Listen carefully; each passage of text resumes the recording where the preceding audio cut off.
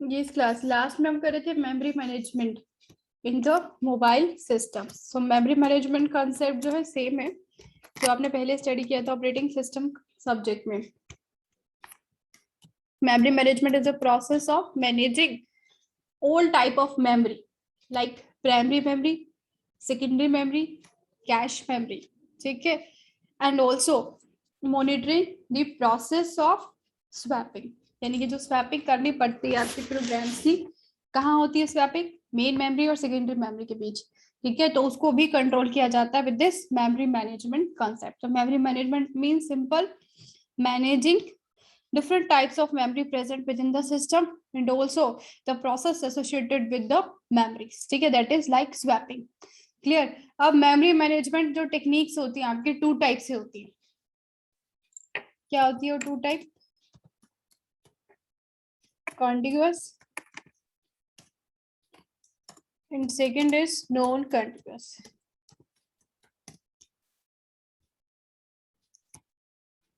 These are the two types of memory management techniques, remember that। क्या है memory management? first क्या है contiguous memory management and second is non contiguous।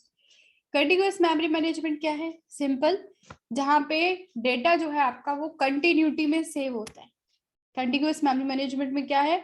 Data आपका memory में continuity में save होगा। Continuity जैसे यहाँ पे मैंने मेमोरी ड्रॉ किया है। इस मेमोरी में सपोज आपका प्रोग्राम मुझे सेव करना है, प्रोग्राम के 3 पार्ट है। अगर वो प्रोग्राम फर्स्ट 100 से स्टार्ट हो रहा है उसका फर्स्ट पार्ट, तो उसका सेकंड पार्ट जस्ट उसकी जो नेक्स्ट लोकेशन होगी उस पे होगा। ऐसे उसका थर्ड पार्ट जस्ट उसकी जो नेक्स्ट लोकेशन होगी उस पे होगा। यानी कि एक प्रोग्राम के 3 पार्ट लोकेशन पे सेव होके 100, 101 एंड 103 होती है कंटिन्यूटी एक साथ में, ठीक है। नॉन कंटिन्यूअस इससे अपोजिट है, यानी कि जहां पे आपका डेटा जरूरी नहीं है कि कंटिन्यूटी में ही सेव हो, जहां भी उसे फ्री मिल रहा है, जगह उसको मिल रही है, फ्री स्पेस मिल रहा है, वो रेंडमली वहां जाके सेव हो सकता है, ठीक है। कंटिन्यूअस मतलब कंटिन्यूटी में डेटा हमारा सेव होगा या डेटा को मेमोरी एलोकेट होगी। नॉन कंटिन्यूअस मतलब नॉन कंटिन्यूटी में रेंडमली किसी भी लोकेशन को हम असाइन कर सकते हैं जो कि फ्री हो, ठीक है। अब जो आपकी एक कंटिन्यूअस स्कीम होती है, कंटिन्यूअस मेमोरी मैनेजमेंट होती है, इसकी दो टाइप होती है। ये जो मैंने यहाँ पे लिखा हुआ है fix size allocation and variable size allocation, ये किसकी टाइप है? ये कंटिन्यूअस की, ठीक है। Continuous memory management has two types, क्या है वो? Fix size and variable size, ठीक है। ये नाम से ही आपका फिक्स साइज, किसकी साइज की बात हो रही है? मेमोरी की साइज की बात हो रही है, मेन मेमोरी की, ठीक है। फिक्स साइज एलोकेशन में your main memory is divided into fixed size blocks। जो फर्स्ट ये मैंने ड्रॉ किया हुआ है that is for fixed size. ये आपको दिख रहा है यहाँ पे टोटल कितने ब्लॉक्स मैंने ड्रॉ किया है? 1 2 3 4 5, 5 ब्लॉक है। 5 ब्लॉक का साइज जो रहता है वो सेम रहेगा फिक्स साइज में। जैसे अगर एक ब्लॉक 20K का है तो रेस्ट ऑफ द 4 ब्लॉक्स भी आपके 20K के ही होंगे, वो फिक्स साइज पार्टीशनिंग होती है, ठीक है। वेरिएबल साइज इससे अपोजिट है, यानी कि जहां पे जैसे ये वाला है ये वेरिएबल साइज है, जहां पे जो ये मेमोरी ब्लॉक्स है, मेमोरी की डिवीजन हुई है डिफरेंट ब्लॉक्स में, वो ब्लॉक्स आपके डिफरेंट साइज के रहेंगे, वो सेम साइज नहीं होगा उनका, उनका डिफरेंट साइज होगा। जैसे फर्स्ट ब्लॉक यहाँ पे आपको दिख रहा है 20K का है, सेकेंड ब्लॉक 40K का, थर्ड है आपका 100K का एंड फोर्थ ब्लॉक आपका कितने का है? 30K का। तो this is a variable size partitioning scheme. Partitioning दोनों में ही होगी, यानी कि डिवीजन दोनों में ही होगी, प्लस बट क्या होगा कि जो आपका फिक्स साइज है वहां पे ब्लॉक्स फिक्स साइज के रहेंगे यानी कि एक ही साइज, और जो वेरिएबल साइज है वहां पे डिफरेंट साइज।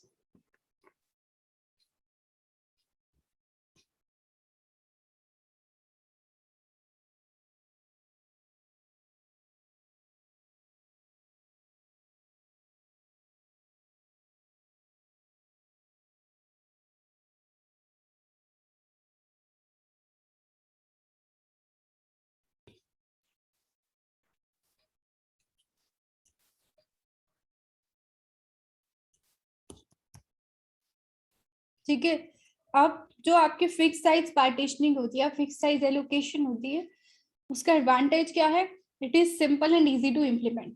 जो फिक्स साइज पार्टीशनिंग है वो बहुत ही सिंपल होती है, इजीली इम्प्लीमेंट होती है। क्यों? क्योंकि फिक्स साइज होते हैं सभी मेमोरी ब्लॉक्स के, और दूसरा यहाँ पे डेटा हमने कंटिन्यूटी में सेव करना है, ठीक है। बट इसका डिसएडवांटेज होता है क्या होता है फिक्स साइज का डिसएडवांटेज? एमसीक्यू के लिए आपको लर्न करना, दैट इज इंटरनल फ्रेगमेंटेशन। ये आपने सुना होगा, पहले पढ़ा भी होगा। Internal fragmentation is the disadvantage of fix size allocation या फिर फिक्स साइज पार्टीशनिंग स्कीम। ठीक है, इंटरनल फ्रेगमेंटेशन है क्या problem? It is what, like suppose एक न्यू प्रोसेस को लोड करना है हमें इस मेन मेमोरी में, ठीक है, उस न्यू प्रोसेस का साइज आपका है 10K। क्लियर? अब आपका जो ऑपरेटिंग सिस्टम है उसको जो भी लोकेशन फ्री दिखेगी उसको यहाँ पे इस न्यू प्रोग्राम को, जिसका सपोज एक ही पार्ट है, उसको प्लेस करेगा। तो सपोज ये फर्स्ट ब्लॉक जो है 100 लोकेशन वाला वो फ्री है, तो आपके ऑपरेटिंग सिस्टम ने इस 10K वाले प्रोग्राम को यहाँ पे प्लेस कर दिया, हेयर 10K के प्रोग्राम को लोड कर दिया। अब ये टोटल कितने का है? 20K का।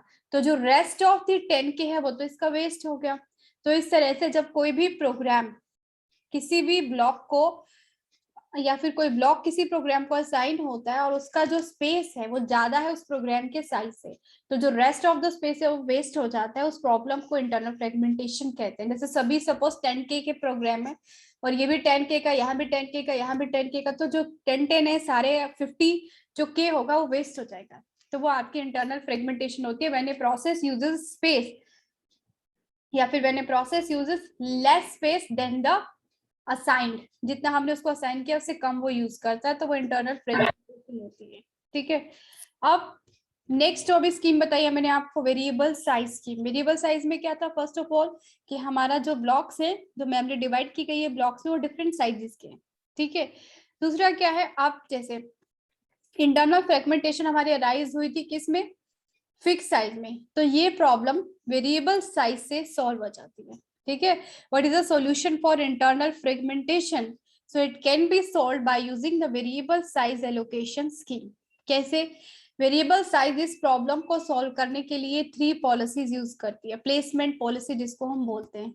ठीक है, एमसीक्यू में आपका ये क्वेश्चन आ सकता है। जो प्लेसमेंट पॉलिसीज है, प्लेसमेंट पॉलिसी क्या कर रही है? ये एक वेरिएबल साइज की स्कीम्स हैं, पॉलिसीज हैं, जो कि इंटरनल फ्रेगमेंटेशन को सॉल्व कर रही है। कैसे? First of all three policies है। First is best fit. Best fit, देखो बेस्ट फिट किसको बोलेंगे? नाम से ये बेस्ट। इसमें क्या होगा, जैसे सपोज एक न्यू प्रोग्राम है जिसको मेमोरी में लोड करना है। This is a new program जिसका साइज है 30K। ठीक है, बेस्ट फिट में क्या होता है, आपका ऑपरेटिंग सिस्टम उस फ्री ब्लॉक को ढूंढता है जो कि सबसे छोटा हो, जिसमें वो न्यू प्रोग्राम फिट हो जाए।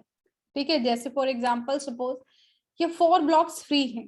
ठीक है, अब उसको सिस्टम को पता है मुझे 30K को प्लेस करना है इनमें से एक ब्लॉक में, और क्या यूज करना है? Best policy. ठीक है, 20K इसके लिए क्या होगा? नहीं। 40K, हाँ 40K में ये आ सकता है, लेकिन ये बेस्ट पॉलिसी नहीं है। बेस्ट पॉलिसी क्या कह रही है कि जितने मेरे पास अवेलेबल फ्री ब्लॉक्स हैं उसमें से सबसे छोटा मुझे सेलेक्ट करना है उस न्यू प्रोग्राम को लोड करने के लिए, और वो न्यू प्रोग्राम उस वाले ब्लॉक में आ भी जाना चाहिए पूरा अच्छे से। ठीक है, 40K में वो आ जाएगा, लेकिन अभी उसके पास और भी फ्री है, जैसे 100K में तो इजिली आएगा, बट नेक्स्ट को फिर चेक करेगा। नेक्स्ट क्या है? 30K। सो उसको 30K का ही मिल गया।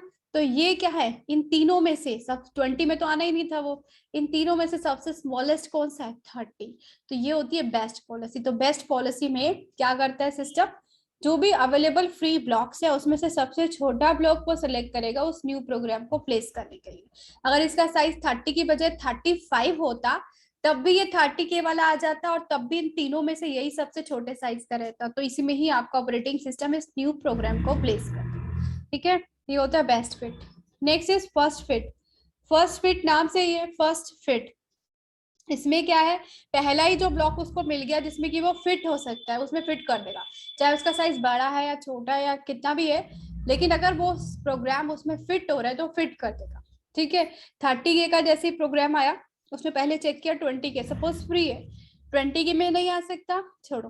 फिर नेक्स्ट पे गया वो, नेक्स्ट लोकेशन 101 पे कितना साइज है? 40K। तो 40K उसे मिल गया, 40K में वो 30K डाल सकता है, तो सिंपली वो इसमें डाल देगा। ठीक है, वो आगे जाएगा ही नहीं अवेलेबल ब्लॉक में, वो सिंपली उसको जो पहला मिल गया जिसमें कि वो न्यू प्रोग्राम को डाल सकता है वो उसमें फिट कर देता है। ठीक है, लास्ट है worst fit. Worst best fit का एकदम अपोजिट है। बेस्ट फिट में क्या था, स्मॉलेस्ट ढूंढा था, वर्स्ट फिट में सबसे लार्जेस्ट ढूंढना है। ठीक है, जैसे ये आपके 4 फ्री ब्लॉक्स है, 30K के लिए वर्स्ट फिट यूज करना है, 20K में नहीं आ सकता, 40K है फिर नेक्स्ट चेक करेगा, 100K है फिर नेक्स्ट चेक करेगा, 30K है, इन तीनों में से लार्जेस्ट कौन सा है, 100K, तो 100K में वो इस 30K वाले को फिट कर देगा, ये होती है वर्स्ट फिट। ठीक है, तो ये 3 पॉलिसीज है जिसको हम प्लेसमेंट पॉलिसीज बोलते हैं, जो कि आपकी वेरिएबल साइज की यूज करते हैं और जिसकी हेल्प से आपकी इंटरनल फ्रेगमेंटेशन की प्रॉब्लम सॉल्व हो सकती है। ठीक है, but your variable size scheme also have another problem, उसमें भी फ्रेगमेंटेशन प्रॉब्लम होती है, लेकिन वहां इंटरनल नहीं एक्सटर्नल फ्रेगमेंटेशन होती है। ठीक है, so for MCQ internal fragmentation is a problem of but fix size scheme and external fragmentation is a problem of variable size scheme. ठीक है, इंटरनल फ्रेगमेंटेशन कब है, जब एक प्रोग्राम स्पेस कम यूज करता है जितना कि उसको असाइन हुआ। एक्सटर्नल फ्रेगमेंटेशन कब होती है, जब प्रोग्राम को मेन मेमोरी से रिमूव किया जाता है। External fragmentation is at the time of removal of a program. ठीक है, and internal fragmentation is at the time of allocation of memory to the program. Clear, तो यहाँ पे आपका जो एक्सटर्नल फ्रेगमेंटेशन है इसमें कैसे प्रॉब्लम आएगी, जैसे सपोज ये तीनों ब्लॉक ऑक्यूपाइड है, यानी कि तीनों ब्लॉक पे कोई ना कोई प्रोग्राम है, तो उन प्रोग्राम के एग्जीक्यूशन जो है सपोज थोड़े ही टाइम डिफरेंस में कंप्लीट हो जाती है, तो ये तीनों प्रोग्राम क्या है यहाँ से रिमूव होंगे, जैसे इनका काम यहाँ पे हो जाएगा मेन मेमोरी में उनको रिमूव किया जाएगा, तो इन तीनों प्रोग्राम को रिमूव किया, तो जैसे इसको रिमूव किया ये सारा जो ब्लॉक से फ्री हो गए, तो ये जो स्पेस होता है dead time that is considered as the waste space. तो इसको सॉल्व करने के लिए, एक्सटर्नल फ्रेगमेंटेशन की प्रॉब्लम सॉल्व करने के लिए क्या किया गया, we have to use the process of compaction। compaction क्या है यहाँ पे, solution किसकी, एक्सटर्नल फ्रेगमेंटेशन। ठीक है, एक्सटर्नल फ्रेगमेंटेशन क्या है, जब कोई भी प्रोग्राम मेन मेमोरी से रिमूव किया जाता है तो उसने जो स्पेस ऑक्यूपाइड किया था वो फ्री हो जाता है, वेस्ट हो जाता है। ठीक है, अब उसको सॉल्व करने के लिए क्या करना पड़ता है, कॉम्पैक्शन प्रोसेस। कॉम्पैक्शन क्या है, सिंपल, जितने भी मेन मेमोरी में फ्री ब्लॉक्स हैं उन सबको मिला के एक लार्ज ब्लॉक बना दो। जैसे सपोज आपका प्रोग्राम यहाँ था, 100 लोकेशन पे था और 30 पे था। ठीक है, तो इन तीनों फ्री हो गए, तो इन तीनों को मिला के एक ब्लॉक बना दिया जाए, 100 का, 20 का और 30 का, तो टोटल 150K का एक न्यू ब्लॉक फिर बन जाएगा। ठीक है, तो ये आपकी सॉल्यूशन होती है compaction for the external fragmentation. Clear, तो ये दोनों पार्ट थे आपके किसके, कॉन्टिगुअस मेमोरी एलोकेशन के। Next is a non contiguous memory allocation. Non contiguous अभी आपको पता है, जहां पे जो आपका डेटा है वो क्या होगा, कंटिन्यूटी में सेव नहीं होगा। ठीक है, कंटिन्यूटी में सेव नहीं होगा मतलब कोई आपका पार्ट यहाँ सेव हो सकता है फर्स्ट लोकेशन पे, कोई आपका थर्ड लोकेशन पे हो सकता है, फिर कोई आपका फिफ्थ लोकेशन पे हो सकता है, इस टाइप से। That is non continuous. Continuity में क्या था, सेम ही लोकेशंस पे होंगे एक साथ एडजेसेंट लोकेशन पे। नॉन कंटिन्यूअस में रेंडमली एनी लोकेशन जो कि फ्री हो वहां पे सेव हो सकता है। तो अब देखो नॉन कंटिन्यूअस की स्कीम क्या है, बताओ क्लास, क्या होती है नॉन कंटिन्यूअस मेमोरी मैनेजमेंट में, स्कीम क्या यूज करते हो आप, पेजिंग एंड सेगमेंटेशन। ये ध्यान रखना है आपको, पेजिंग एंड सेगमेंटेशन किसकी है स्कीम, नॉन कंटिन्यूअस की।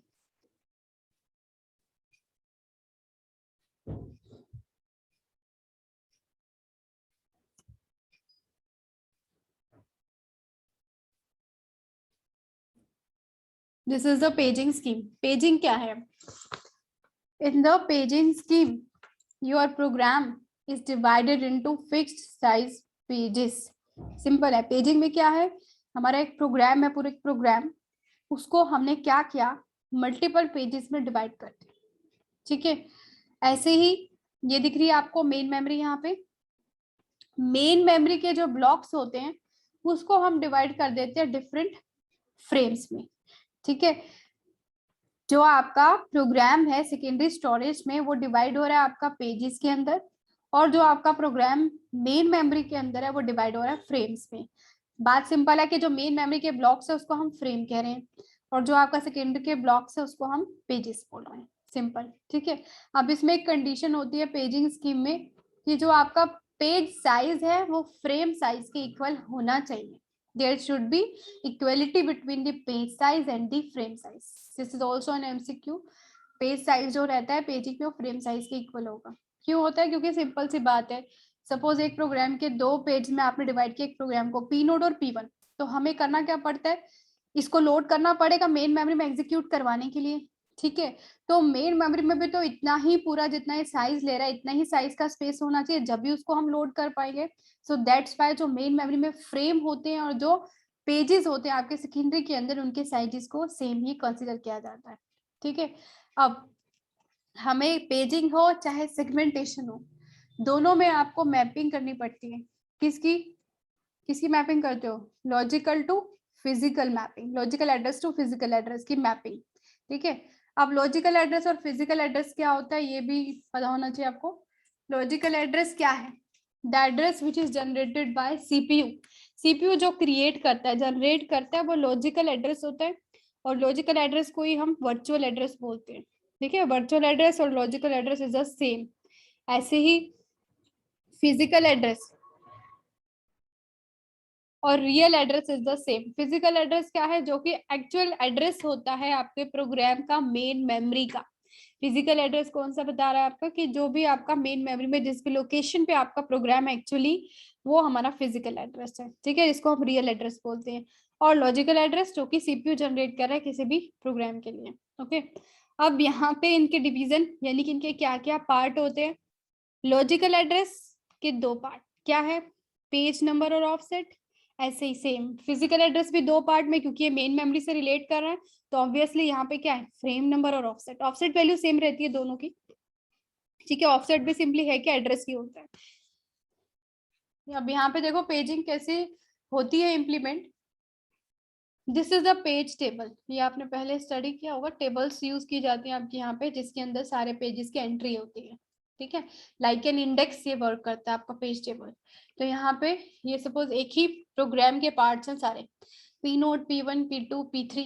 अब हमको क्या करना है, इनमें से कोई एक पेज P1 जो है इसको एग्जीक्यूट करना मेन मेमोरी में। तो एग्जीक्यूशन करने के लिए इसको लोड करना पड़ेगा मेन मेमोरी में, ठीक है। मेन मेमोरी में जब भी आएगा तभी तो इसकी एग्जीक्यूशन होगी। तो वो लोडिंग ही क्या है? मैपिंग है, कि हमें इस लॉजिकल को फिजिकल के साथ मैप करना पड़ेगा। कैसे होगी mapping? First of all with this logical address आपको क्या पता लगेगा? किसी भी प्रोग्राम का पेज नंबर, कौन सा पेज को हमें एक्सेस करना है, ठीक है, उस पेज नंबर पे क्या प्रेजेंट होगा, पर्टिकुलर उसका फ्रेम नंबर। जैसे जो P1 है उसका मेन मेमोरी में क्या फ्रेम नंबर होगा, ठीक है, वो आपका कहाँ से पता लगेगा? इधर से आपका जो भी पेज टेबल में एंट्री होगी उससे, ठीक है। ये जो आपका यहाँ पे आपको पता है क्या होता है? पॉइंटर है, जिसको क्या बोलते हैं? Page table base register pointer, जो पॉइंट करेगा आपका डिजायर्ड पेज पे जो भी हमें एक्सेस करना है मेन मेमोरी के अंदर, ठीक है। यहाँ से आपको फ्रेम का पता लग गया, कौन सा फ्रेम है। वो फ्रेम आपका गया कहाँ पे? फिजिकल एड्रेस क्रिएट करने के लिए, यहाँ पे फ्रेम नंबर प्लस जो ऑफसेट वैल्यू यहाँ पे कंसिडर की थी वो। जब ये दोनों ऐड हो जाएंगे तो उसके बाद हमारे को जो रियल एड्रेस है, फिजिकल एड्रेस, वो मिलेगा मेन मेमोरी में उस पेज का। और वो कहाँ प्रेजेंट होगा? मेन मेमोरी में, यहाँ पे इस लोकेशन F पे। यहाँ पे F क्यों लिखा है? क्योंकि F जो है जस्ट एक डिनोशन ले रहे हैं उसको डिनोट करने के लिए, कि यहाँ पे आपका मेन मेमोरी के अंदर इस F वाले पार्ट पे जो कि पेज टेबल में एंट्री थी इसकी, उस वाले पार्ट पे आपका, उस लोकेशन पे आपका पेज नंबर P1 है, ठीक है। समझ में आया क्या हुआ? क्या यहाँ पे सेकेंडरी मेमोरी थी, यहाँ पे एक पेज, यहाँ का एक पेज मेन मेमोरी में लोड किया जा रहा है। क्यों किया जा रहा है? क्योंकि हमें इसको एग्जीक्यूट करना है। लोड करने के लिए उसकी मैपिंग करनी पड़ेगी। मैपिंग कैसे होगी? जब हमारे पास लॉजिकल एड्रेस होगा। और ये मैपिंग कौन करता है? MMU, ठीक है। MMU stands for memory management unit. Always remember that जो भी मैपिंग है, चाहे वो पेजिंग में हो रही है या फिर सेगमेंटेशन में हो रही है, दोनों में ही जो मैपिंग प्रोवाइड हो रही है वो MMU करती है, मेमोरी मैनेजमेंट यूनिट, ठीक है। अब यहाँ पे ये जो F बना है, ये कैसे बना है, कैसे क्रिएट हुआ है? देखो यहाँ से हुआ है। सबसे पहले हमें page table base register, page table base register हमें क्या वैल्यू देगा? उस पर्टिकुलर पेज के बेस एड्रेस की, मतलब वो स्टार्ट कहाँ से हो रहा है वो पेज, क्लियर। ये आ गई वैल्यू, प्लस यहाँ पे ऑफसेट वैल्यू भी है। ऑफसेट वैल्यू सिंपल है, सपोज 20, इट इज 20, और जो हमारा बेस एड्रेस यहाँ से आ रहा है 100, मैंने यहाँ लिखा हुआ है 100 + 20, तो 100 और 20 जब हम ऐड करेंगे सिंपली यहाँ पे सपोज f की वैल्यू आपकी क्या है 120, तो 120 फ्रेम नंबर हमको मिल गया। 120 पे ऑफसेट तो सेम ही रहेगा आपका जो 20 था, तो 120 जो हमारी इन दोनों से कैलकुलेशन आई है, तो उस 120 लोकेशन यानी कि f की जो वैल्यू मैंने अभी आपको बोली है 120, उस पे आपका वो पेज नंबर P1 प्रेजेंट होगा। सिंपल है ये। बेस एड्रेस हमें उसका बेस एड्रेस का पता लगेगा बेस पॉइंटर से, उसके बाद ऑफसेट से हमें पता लगेगा कि टोटल उसका कितना वहां पे साइज रहेगा, जैसे कि 120, तो वो जो एडिशन का रिजल्ट आएगा वो आपकी उसकी पर्टिकुलर लोकेशन होगी मेन मेमोरी की, और ये वैल्यू आपको सेम रखनी होती है ऑफसेट की। इसको हम डिस्प्लेसमेंट भी बोलते हैं, सिंपली एड्रेस भी बोलते हैं उस पेज का। अब पेजिंग का आपका डिसएडवांटेज क्या है, ड्रॉबैक याद रखना, इंटरनल फ्रेगमेंटेशन। पेजिंग में इंटरनल फ्रेगमेंटेशन होती है। सेकेंडली, जहां पे भी आपकी टेबल्स यूज हो रही है, जैसे पेज टेबल यूज हो रही थी ना, तो उसको यूज करने में ज्यादा ओवरहेड इन्वॉल्व होता है। एंड थर्ड, यहाँ पे हमको मैपिंग करनी पड़ रही है पहले उसको लोड करने के लिए, तो उसमें आपका टाइम भी ज्यादा कंज्यूम होना, so it is time consuming process. ठीक है, so this is paging. Second, segmentation. Second process non continuous के लिए सेगमेंटेशन है। अब सेगमेंटेशन में क्या है, जैसे पेजिंग में क्या किया है, program is divided into fixed size pages. Paging में क्या है, फिक्स्ड साइज पेजेस में डिवाइड किया जाता है। सेगमेंटेशन में क्या है, a program is divided into variable size segments. ये याद रखना है, जो आपके सेगमेंट्स बनते हैं वो वेरिएबल साइज के बनते हैं, और जो आपका पेजेस क्रिएट होते हैं, प्रोग्राम की डिवीजन होती है, वो फिक्स साइज की होती है। ठीक है, अब यहाँ पे मैंने ड्रॉ किया हुआ है सिंपल एक यूजर व्यू होता है, इसको हम बोलते हैं, जिसमें कि सिंपल है ये, जो आप प्रोग्राम एक लिखते हो उस प्रोग्राम में क्या क्या यूज करते हो, वैसे तो डिपेंड करता है कि आप प्रोग्राम क्या कर रहे हो, लेकिन जो कॉमन चीजें हैं वो तो आपको पता है, हेडर फाइल्स होती है आपकी, सिंपल है। आप मेन प्रोग्राम होता है, मेन फंक्शन तो तुम यूज करते हो, उसके अलावा ब्रांचिंग लूपिंग स्टेटमेंट हम यूज करते हैं। ठीक है, वेरिएबल्स हमें यूज करना पड़ता है, तो ये बेसिक जो आपके एक प्रोग्राम में यूज होता है। तो यहाँ पे मैंने वही लिखा है, जैसे मेन प्रोग्राम हो गया, मेन फंक्शन लिख सकते हो इसकी जगह, एरेज यूज होते हैं, स्टैक यूज होता है, ब्लॉक्स यूज होते हैं, वेरियस वेरिएबल्स तो यूज होता ही है, ब्रांचिंग स्टेटमेंट्स है, प्रोसीजर यानी कि लॉजिक है उस प्रोग्राम का। तो ये सभी क्या है, ये सभी सेगमेंट्स हैं उस प्रोग्राम के। ठीक है, तो जो एक पूरा प्रोग्राम है जो हमें एग्जीक्यूट करना है सिस्टम के अंदर, कैसे होता है वो एग्जीक्यूट, वो सेगमेंट्स के फॉर्म में होता है। एक ही प्रोग्राम को जो जो हमने उसमें ऐड किया है वो उसके सेगमेंट्स बन जाते हैं, और ये सेगमेंट्स ऑब्वियसली आपको दिख रहा है कि क्या होंगे, फिक्स साइज के तो होंगे नहीं, these all are of variable sizes. ठीक है, तो in the segmentation, a program is divided into variable size segments that may be arrays, main function, stack, blocks, variables, जो भी हम अपने प्रोग्राम में यूज करते हैं। ठीक है, अब same like paging, segmentation process में भी सेगमेंट टेबल का यूज होता है। क्लियर, पेज टेबल पे तो सिंपली हमारे पेज नंबर्स थे, पेज नंबर के साथ हमने सिंपल जो फ्रेम नंबर हमारा बना था, क्रिएट हुआ था, वो आपने शो किया था। यहाँ पे क्या है, दो एंट्रीज होती हैं। दो एंट्री क्या है, लिमिट और बेस। बेस वही है पेज टेबल की तरह, बेस एड्रेस जो बताएगा उस सेगमेंट का। यहाँ पे लिमिट, लिमिट मतलब उसका साइज बताएगा, जैसे सेगमेंट है 0, सेगमेंट 0 का जो बेस एड्रेस है वो 1500 है, और उसका साइज भी इतना ही लिया इन्होंने 1500। तो हमें इसको क्या करना होता है, वैल्यूज को ऐड करना होता है, इसको ऐड करेंगे तो टोटल आपका 3000 बन जाएगा इसका टोटल। तो 3000 जो लोकेशन होगी ना मेमोरी पे, वहां पे आपका फिर जाके सेगमेंट 0 मैप होगा। ठीक है, इस तरह से होता है। ऐसे ही जैसे सेगमेंट 1 है, सेगमेंट 1 में बेस एड्रेस दे रखा है 6300, लिमिट क्या बता रही है उसकी, साइज टोटल कितनी है, तो टोटल 500, तो इसमें ऐड करोगे तो 6800 पे जाके ये सेगमेंट 1 मैप किया जाएगा। तो जो सेगमेंट टेबल हम सेगमेंटेशन में यूज करते हैं उसमें दो एंट्री लेनी होती है हमेशा, बेस वैल्यू, बेस मतलब कहाँ से शुरू हो रहा है, दूसरा उसका टोटल कितना साइज है। ठीक है, तो इसका आर्किटेक्चर देखो, this is the architecture for segmentation.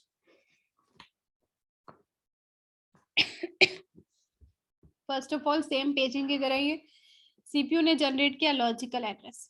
अब यहाँ पे सेगमेंटेशन की बात हो रही है, इसलिए ये डिवाइड होगा सेगमेंट नंबर में, हर एक सेगमेंट के साथ क्या होगा, सेगमेंट नंबर, जिससे कि हम उसको आइडेंटिफाई करेंगे।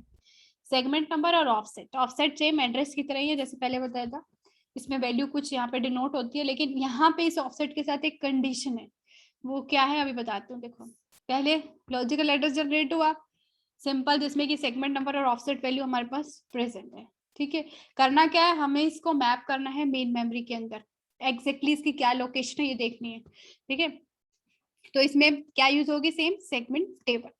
सेगमेंट टेबल से एक तो हमें वैल्यू पता लग जाएगी इस सेगमेंट की, जो सेगमेंट नंबर हमने दिया है इसका एंट्री कहाँ है सेगमेंट टेबल में, पहले तो ये देखेंगे। Suppose this is S1, S1 की एंट्री ये रही।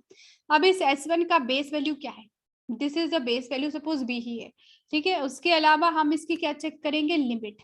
क्लियर, ये दोनों ऐड जब होंगी जो भी वैल्यू मिलेगी वो उसका एक्चुअल लोकेशन होगी। ठीक है, बट वो ऐड करने से पहले एक कंडीशन चेक होगी, क्या, कि जो यहाँ पे लिमिट वैल्यू होगी वो हमेशा ग्रेटर होनी चाहिए इसकी ऑफसेट वैल्यू से।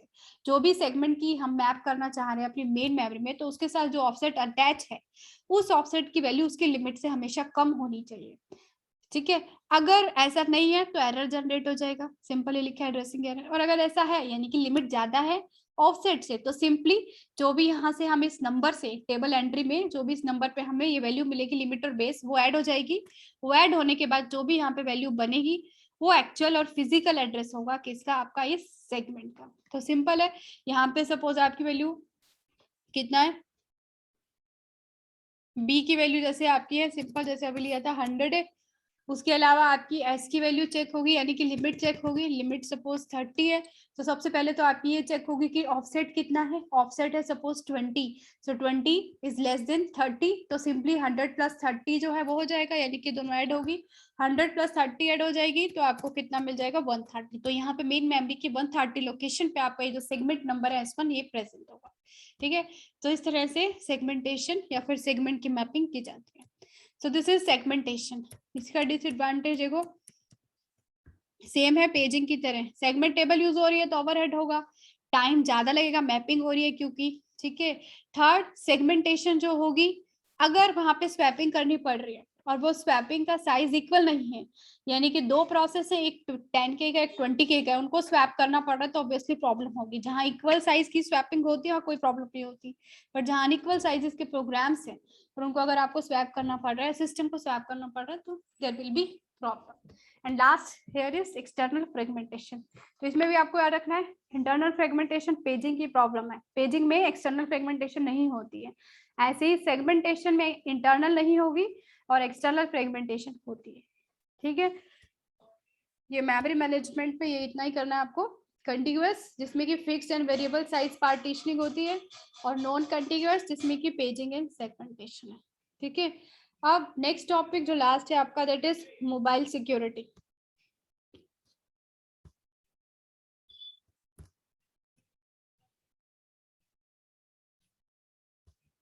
क्या होती है security class, what do you mean by security?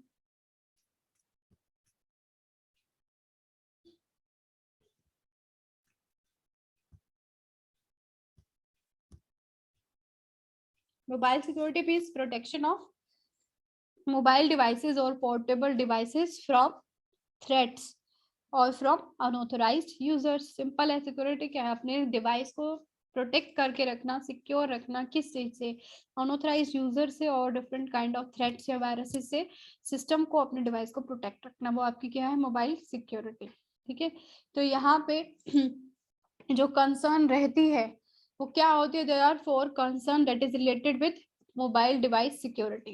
क्या है, first is there is no device loss, device loss, या फिर आप इसमें ऐड कर सकते हैं नो डिवाइस डेटा लॉस। जो हमारे मोबाइल डेवलपर्स होते हैं, जो बनाते हैं, इम्प्लीमेंट करते हैं सिस्टम को, मोबाइल डिवाइसेस को, वो इनको ध्यान में रखते हैं कि क्या हमारा ऐसा सिस्टम होना चाहिए जहाँ पे डिवाइस पे जो भी डेटा है वो लॉस ना हो, जिसको डिवाइस लॉस बोलते हैं। ठीक है, नेक्स्ट क्या है यहाँ पे, एप्लीकेशन सिक्योरिटी। एप्लीकेशन सिक्योरिटी से क्या मतलब है, जैसे मोबाइल है हमारा, मोबाइल में हम कोई भी एप्लीकेशन करते हैं, डाउनलोड कर लेते हैं इजिली, बट वो क्या कहते हैं कि अगर हम कोई एप्लीकेशन डाउनलोड कर भी रहे हैं तो उस टाइम पे कुछ तरह के प्रिविलेजेस होनी चाहिए, कुछ परमिशंस होनी चाहिए, उसके बाद ही यूजर्स उन एप्लीकेशन को अपने सिस्टम पे डाउनलोड करें। जैसे आप कोई कैमरा ही आप न्यू डाउनलोड कर रहे हो या फिर प्ले स्टोर से कोई डाउनलोड कर रहे हो, उसमें आपका पूछा जाता है कि आपको अलाउ करना है कि नहीं, फोटोज वीडियोस या जो भी है आपका परमिशन आती है कहीं, ठीक है। तो वो सब क्या है, क्यों बनाई गई है, सिक्योरिटी को ध्यान में रखें। नेक्स्ट क्या है आपका कि सिस्टम पे किसी भी तरह का आपका ये अटैक ना हो, मालवेयर अटैक। मालवेयर अटैक किस वजह से होता है, मैलिशियस ऐप की वजह से या फिर मैलिशियस सॉफ्टवेयर की वजह से, जो वायरस ही होता है। तो ये एग्जांपल है इसकी, जिस वजह से आपके सिस्टम पे, मोबाइल डिवाइसेस पे अटैक होता है, malware attack. Virus, worms, Trojan horse या फिर स्पाईवेयर, इन सब, ये सब कारण है किस चीज का, आपके डिवाइस की अटैक होने का। Next is device theft. ये तो कॉमन रीजन है, आपका मोबाइल ही या फिर आपके डिवाइस कोई थेफ्ट हो जाती है तो ऑब्वियसली वहां पे आपका डेटा लॉस हो गई होगा, ठीक है। तो ये आपका कंसर्न रहते हैं मोबाइल डेवलपमेंट टीम की, ठीक है। अब जब भी सिक्योरिटी इंप्लीमेंट की जाती है, with this implementation of security there are also some another issues. जो तुम्हारा एमसीक्यू है, एमसीयू के लिए जो इश्यूज मैं अभी आपको बता रही हूँ, ये इश्यूज आपको पता होना चाहिए, इनकी डेफिनेशन किसका मतलब क्या है, ठीक है। First is integrity. इंटीग्रिटी मतलब पता है ना आपको, इंटीग्रिटी क्या है, डेटा इंटीग्रिटी। जैसे आप कोई अपना डॉक्यूमेंट मेल कर रहे हो अपने फ्रेंड को, तो वो डॉक्यूमेंट में अगर आपने 10 पॉइंट सेट किए, तो वो 10 के 10 पॉइंट से आपके फ्रेंड को रिसीव होना चाहिए। मतलब जो डेटा आप भेज रहे हो एग्जैक्टली वही डेटा आपका रिसीव होना चाहिए रिसीवर साइड पे, ठीक है। तो this is the first issue. Integrity क्या कहता है कि हमारा डेटा एक तो एग्जैक्टली रिसीव हो रिसीवर साइड पे, दूसरा उस पर किसी भी तरह का अनऑथराइज मॉडिफिकेशन, डिलीशन या क्रिएशन नहीं होना चाहिए। जैसे अगर कोई डेटा ट्रांसमिट किया है S1 ने, तो ये जो S1 है अगर मॉडिफाई करना है तो ये S1 ही करेगा, कोई भी अनऑथराइज यूजर उस पर ये तीनों कॉन्सेप्ट अप्लाई नहीं कर सकते, ठीक है। That is data integrity. अगर ऐसा हो गया तो ऑब्वियसली वहां पे इंटीग्रिटी उसकी मेंटेन नहीं होगी। Next is legitimate. लेजिटिमेट क्या है आपका, ensuring that only authorized users have access to the services। यानी कि हमारे को पता है हमारे पास परमिशंस होती हैं, कोई भी फाइल आप नेट से डाउनलोड करते हो या फिर आप सिस्टम में भी चेक करते हो, तो वहां पे क्या परमिशन है, आप उसको रीड कर सकते हो या फिर आप उसको मॉडिफिकेशन भी कर सकते हो। तो वो क्या बोलते हैं लेजिटिमेट, कि जो आपका ऑथराइज यूजर्स है, जिनको राइट मिला हुआ है क्या क्या सर्विसेज वो एक्सेस कर सकते हैं, जस्ट वो ही उन सर्विसेज को एक्सेस करेंगे। अगर कोई सर्विस S1 के लिए अनऑथराइज यूजर है तो वो सर्विस को एक्सेस नहीं कर पाएगा। That is legitimate, only the authorise user have access to the services. मतलब जिस यूजर को जिस चीज के लिए राइट मिला है, जिस सर्विस के लिए राइट मिला है, वो सिर्फ वही एक्सेस करे। अकाउंटेबिलिटी क्या कहती है कि जो यूजर्स होते हैं वो खुद ही रिस्पॉन्सिबल होते हैं अपनी सिक्योरिटी रिलेटेड एक्टिविटीज के लिए। ये सब क्यों बोलते हैं, क्योंकि जैसे आपका फोन है या आपका लैपटॉप है, डिवाइस है, तो वहां पे आप क्या है, पासवर्ड अपना यूज कर सकते हो। पासवर्ड अगर यूज करोगे तो ऑब्वियसली किसी भी टाइम पे कोई और आपका डेटा एक्सेस नहीं कर पाएगा। तो अकाउंटेबिलिटी फीचर क्या बोलते हैं कि यूजर्स जो है अपना एक सिक्योरिटी अपना यूज करके रखे अपने डिवाइसेस में, ताकि उनका अनऑथराइज्ड एक्सेस ना हो उनके डेटा पे। So users are held responsible for their all security related issues, ठीक है। नेक्स्ट इज DOS अटैक, के नाम से भी आ सकता है ये, denial of service attack. Denial of service attack क्या होती है क्लास, इसमें क्या है, इससे यूजर्स जो होते हैं वो नेटवर्क के सर्विसेज एक्सेस नहीं कर पाते डिनाइल ऑफ सर्विस अटैक में। क्यों, क्योंकि जो अटैकर्स होते हैं वो बहुत सारा अननेसेसरी डेटा सर्वर पे ट्रांसमिट करते रहते हैं, ठीक है, जिससे क्या है नेटवर्क स्लो हो जाता है। नेटवर्क स्लो होने की वजह से यूजर्स जो है, जो ऑथराइज्ड यूजर्स हैं, वो एक्सेस ही नहीं कर पाते नेटवर्क की सर्विस को, ठीक है। That is denial of service, मतलब सर्विस नहीं मिलना, किसको, यूजर्स को। क्यों नहीं मिलना, क्योंकि जो अटैकर्स हैं, अनऑथराइज्ड यूजर्स हैं, वो नेटवर्क सर्वर पर डेटा सेंडिंग ट्रांसमिट ही किए जा रहे हैं, जो कि नेसेसरी नहीं, अननेसेसरी डेटा, या फिर बहुत सारी कनेक्शन रिक्वेस्ट बना के उस पर सेंड करते जा रहे हैं, ठीक है। Next is traffic analysis. Traffic analysis भी एक इश्यू होता है। जैसे एक आपका है अनऑथराइज यूजर है जो कि मॉनिटर कर रहा है ट्रैफिक का पूरा, कि किस तरह से कम्युनिकेशन हो रहा है। अगर वो उसमें सक्सेसफुल हो तो उसको आइडेंटिफाई करने में, तो सिंपली वो जितने भी यूजर्स आपस में कम्युनिकेशन कर रहे हैं उनकी प्राइवेट इंफॉर्मेशन को वो हैक कर लेते हैं, ठीक है। Next eavesdropping.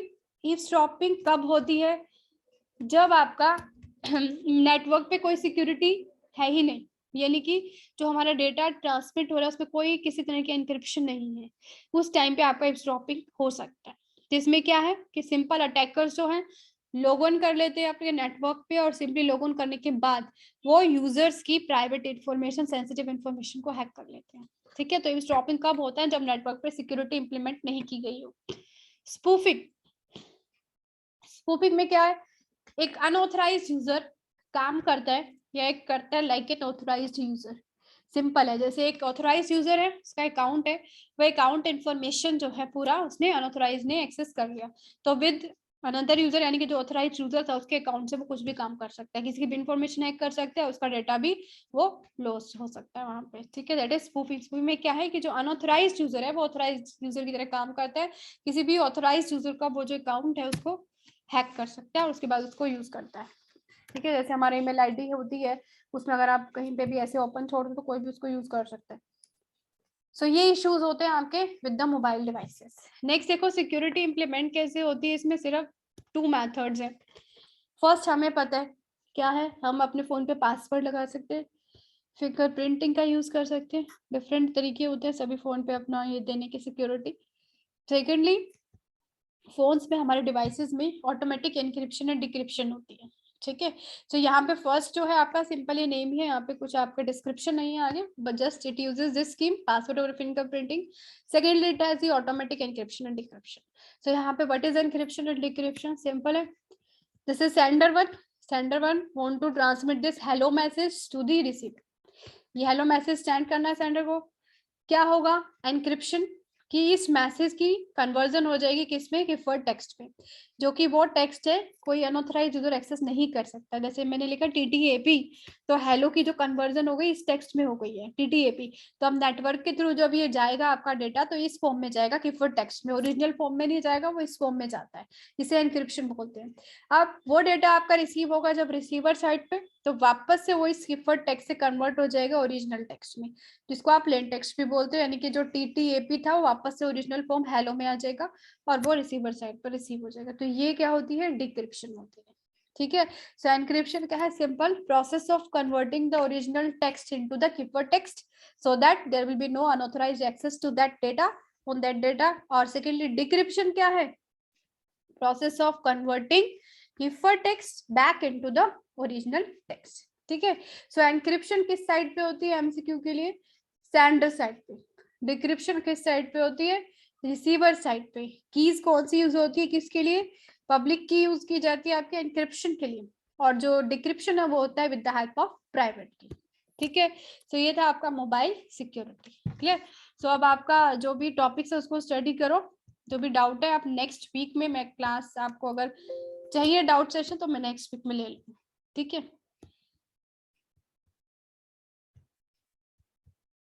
and wish you all happy Diwali to all of you class.